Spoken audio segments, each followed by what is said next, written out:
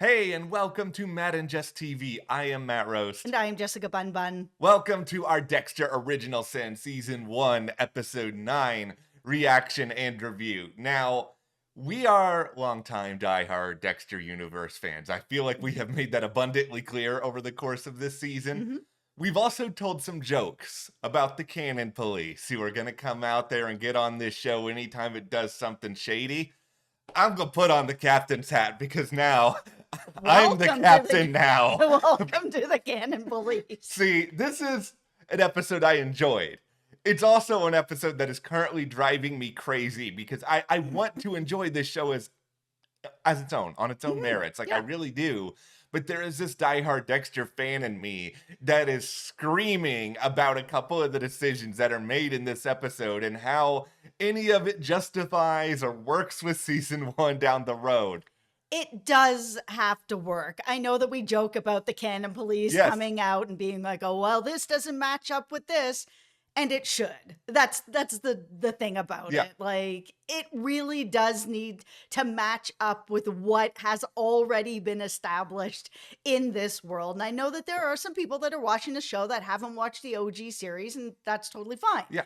But there's also lots of us that have watched New Blood, and we're deep into the universe. Yeah. It has to match up. You can't be playing around with things that don't make any sense, like Maria diving into Brian's file, Laura's file, all of this, and then later in the original series kind of being like, who's Brian Moser? Like, this doesn't make any sense. There are a couple of things I'll be a little bit more forgiving about. Like, I'm probably a little more forgiving about Dexter's age than most in the flashbacks. Yes, it stands out. I feel like it's probably because there's a certain age of kid that is kind of hard to work with in the industry, and you're working with this kid over a long period of time. So I can overlook certain things, but there are a couple of big glaring issues at this episode that are kind of making me question a lot of stuff. Now, make no mistake, I still found all of this enormously entertaining, and I did question a lot of, like, what is Dexter doing? Oh, that's what Dexter is doing throughout this episode where they fooled me. Yeah.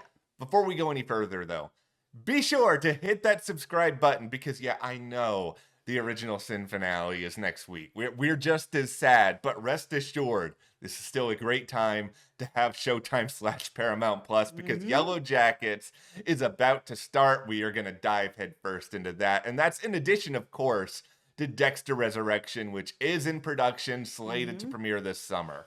Also, you can follow us over on our Patreon. It's a great way to help support Matt and I here at the channel. Yeah. We are covering The Pit, which is airing on Max, and Prime Target, which is airing over on Apple TV Plus, exclusively over there. It is the only place that you can get those reviews. So thank you so much to everyone who has helped us out by joining our Patreon. Okay, should I just put the beef hat on and get this off my chest Listen, right away? let's just have the beef hat on. We have really enjoyed this season quite a bit, and this episode too. But this episode had some problems, so we're just going to drag what the problems are. There's no getting around it. Okay, and this is one I am hoping that they offer an explanation for in the finale, because this is what they've done this season, is that, you know, I've come on here, I've spouted my mouth off, and then they've kind of retroactively been like, okay, you were a little bit premature. It's like, you guys made the flashbacks make sense. I'm still not going to be their biggest fan, but I understand them now. What I don't understand is in this episode, it has been clearly now established that Brian Moser's whole motive for why he's doing what he's doing is he wants to get rid of all these people who were responsible for tearing his family apart, get his revenge, and get closer to Dexter once more. So you are now going to make me believe, and I'm pretty sure we've addressed this in these videos this season already, but it's just glaring now, that Brian's going to do all this, potentially take out Harry in the finale, which, you know, you brought to the table in this last episode, and it's more clear than ever now. And then Brian's just going to peace out for years. Like, he's not going to do anything with Dexter when it's like, this is his whole motive, and then it's just off the map.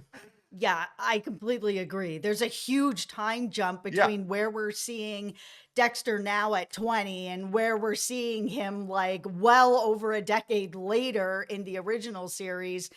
where is Brian during all this time? And I Yeah. know that they have the whole, Brian's like, oh, I've been watching you for a long time. Okay, cool. You've been Yeah. watching him for over a decade, even though you at this point know where he is. You're starting to take out people that are around the whole keeping you apart from your brother. Why did you wait so long at this point to actually connect with your brother? I mean, they're trying to make it in the file that's like, oh, he's really obsessive about his Yeah. brother.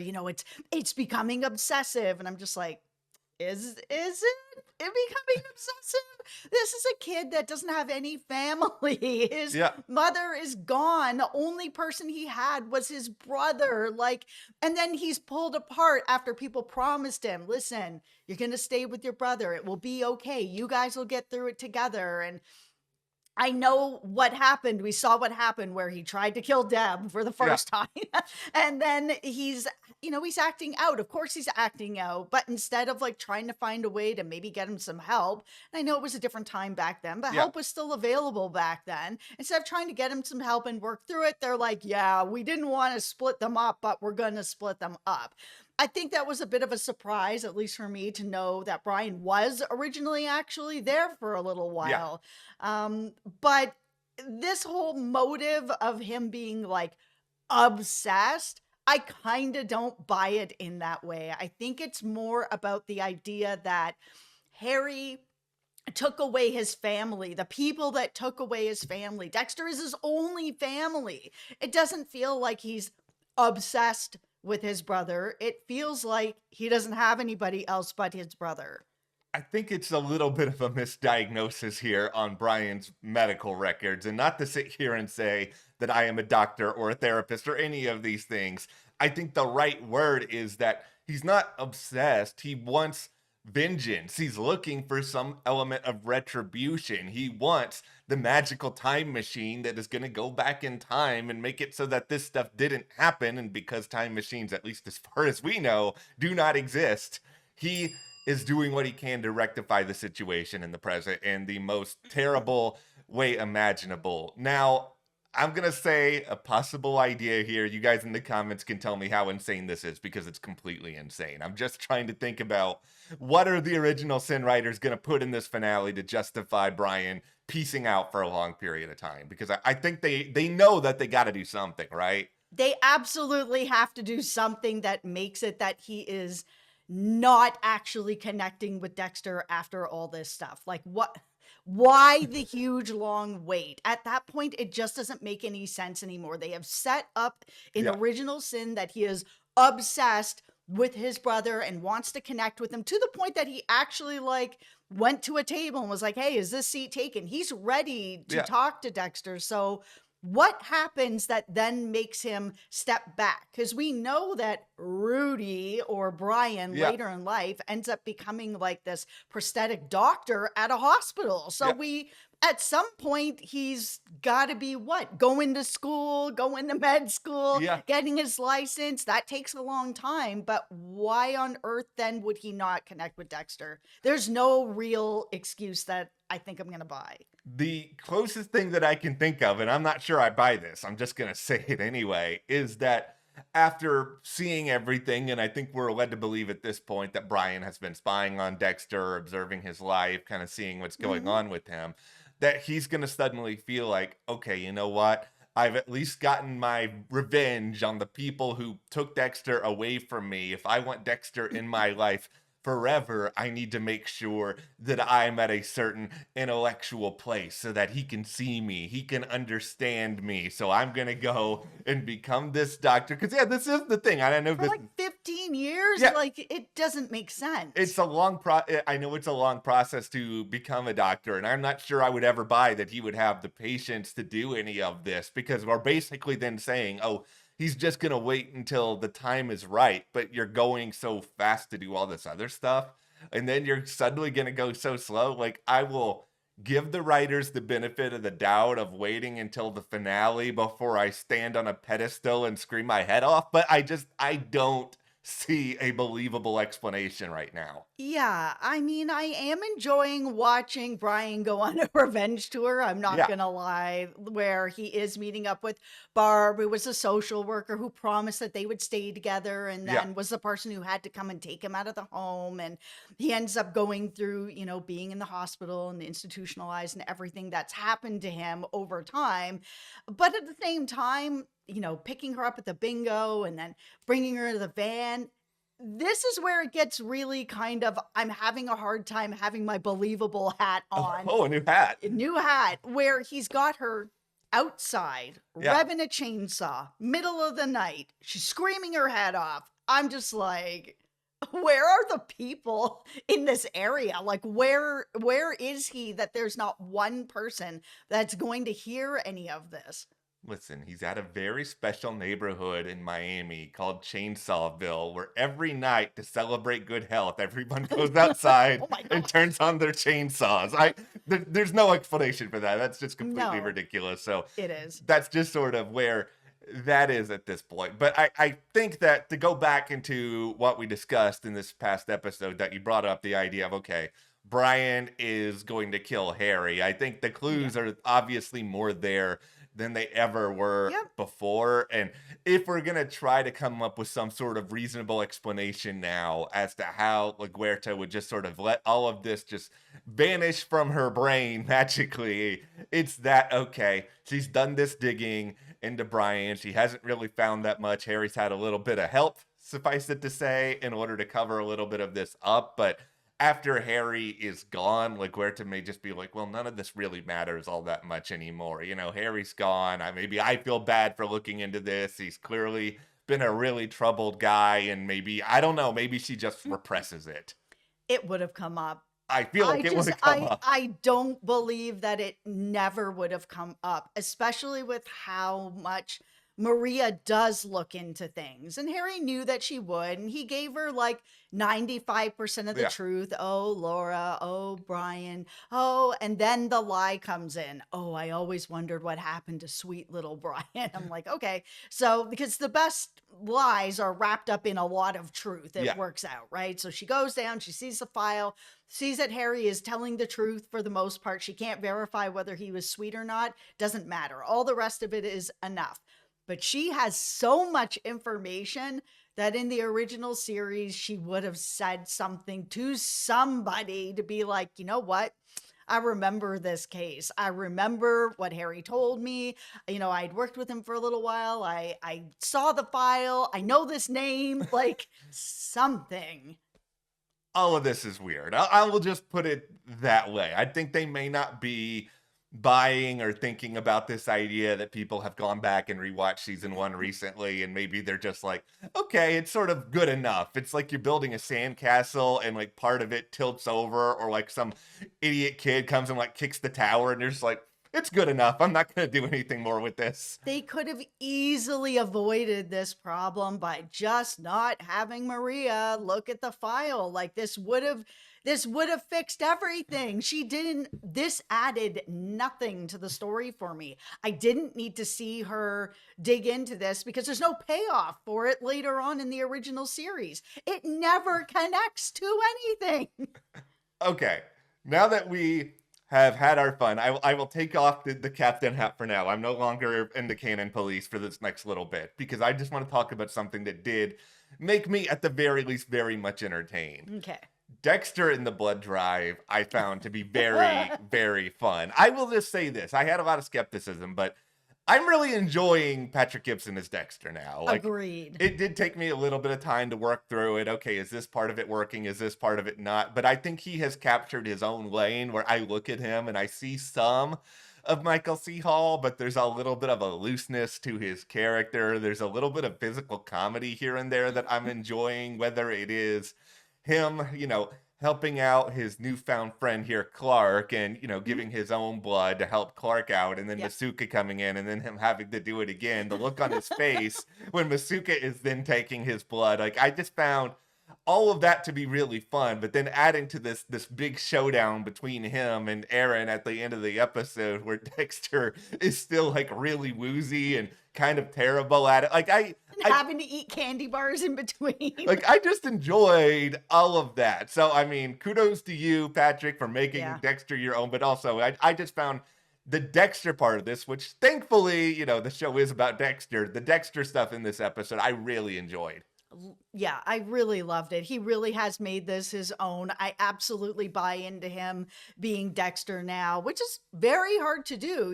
He's wonderfully cast for this show. I wasn't sure at first, but I do totally buy into it now. Okay, let's talk about everything that is going on with Aaron, because this has been the storyline that I've been the most kind of worried about connecting to the original show, because there is no mention of Aaron at all anywhere.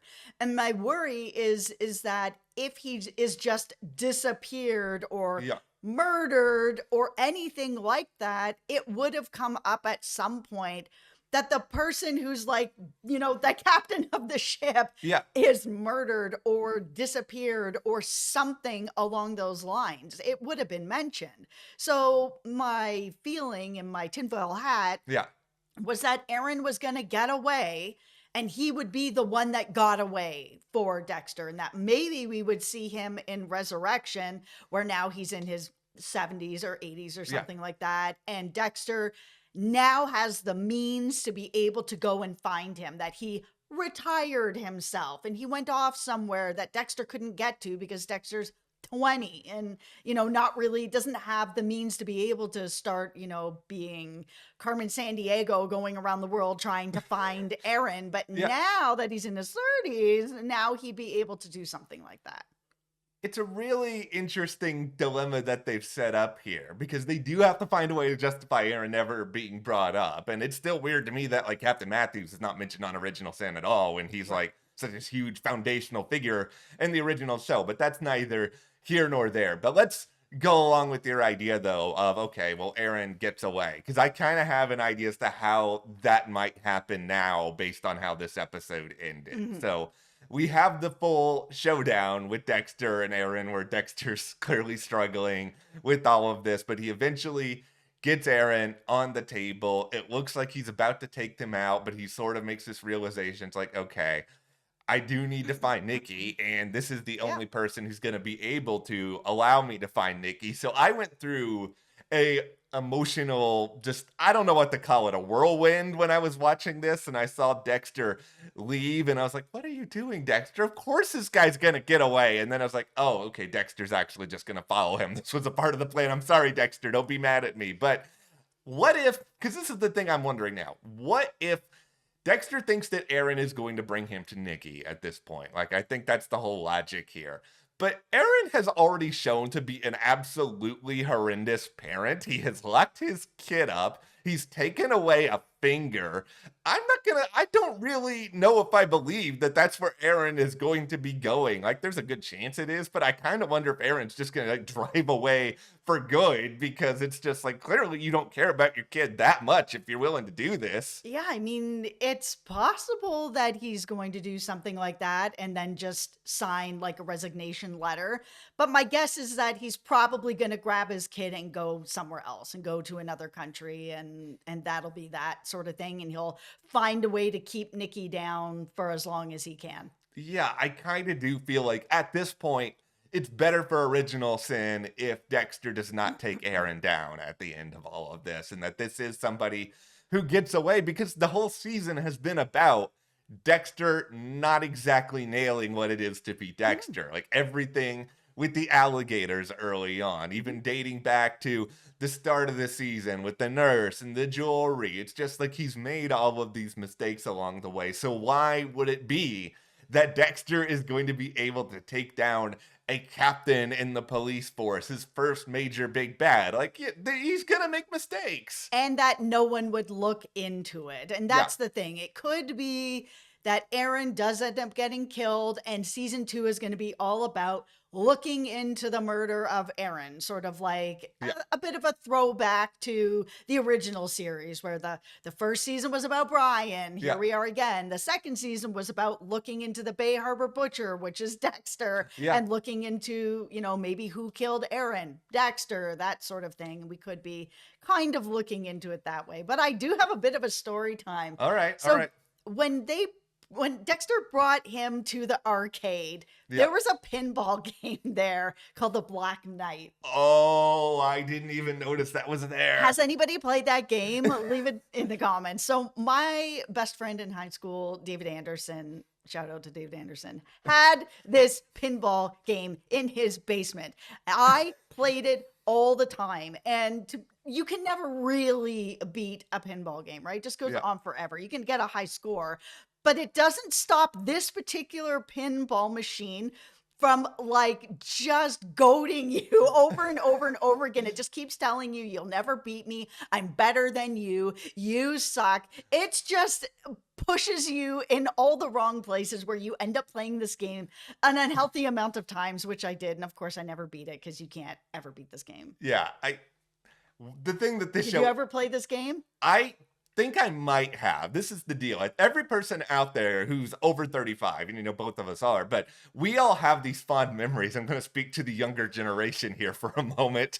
Back in our day, we had these things called arcades, or you would go to CC's Pizza, you'd eat your pizza, then you go play the arcade. But really, every one of us had like that one machine or that one pinball game that we just struggled with time and time again. Like for me, it was the Simpsons game. And like one time I had enough quarters that I got to the final boss and then I couldn't beat the final boss. And then I was very upset and I threw a tantrum because I was like 12. But we all have these memories, but this show is doing a good job just like pulling that out and echoing it. And yeah, I didn't see the Black Knight pinball game in that scene, but that's because I don't have that same exact memory of it that you do, but clearly they thought a lot about this. And like, even if you guys haven't thought about how you're going to make Brian Moser go away, at least you've thought about the pinball game. Yeah, I mean, it brought me back. But okay, so let's talk about Harry actually lying to Dexter for the first time. And Yeah. I know that it's clearly not the first time, but for Dexter,